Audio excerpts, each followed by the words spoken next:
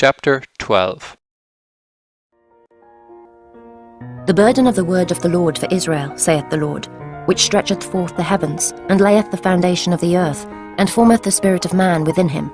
Behold, I will make Jerusalem a cup of trembling unto all the people round about, when they shall be in the siege both against Judah and against Jerusalem. And in that day will I make Jerusalem a burdensome stone for all people. All that burden themselves with it shall be cut in pieces, though all the people of the earth be gathered together against it. In that day, saith the Lord, I will smite every horse with astonishment, and his rider with madness. And I will open mine eyes upon the house of Judah, and will smite every horse of the people with blindness. And the governors of Judah shall say in their heart, The inhabitants of Jerusalem shall be my strength, in the Lord of hosts their God. In that day will I make the governors of Judah like an hearth of fire among the wood, and like a torch of fire in a sheath. And they shall devour all the people round about, on the right hand and on the left, and Jerusalem shall be inhabited again in her own place, even in Jerusalem. The Lord also shall save the tents of Judah, first, that the glory of the house of David and the glory of the inhabitants of Jerusalem do not magnify themselves against Judah.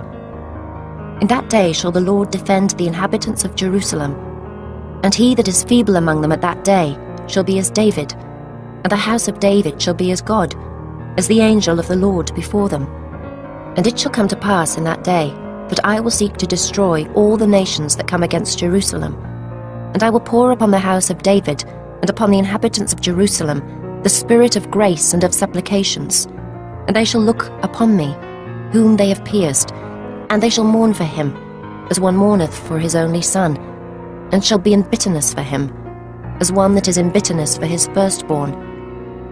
In that day shall there be a great mourning in Jerusalem, as the mourning of Hadad-rimmon in the valley of Megiddon.